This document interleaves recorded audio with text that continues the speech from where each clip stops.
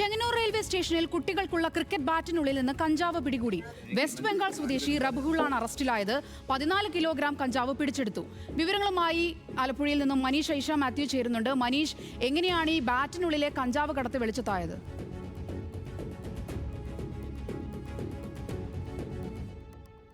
അതുകൊണ്ട് തന്നെ RPFന്റെ crime intelligence വിഭാഗവും സംയുക്തമായി പരിശോധന നടത്തുന്നുണ്ട്.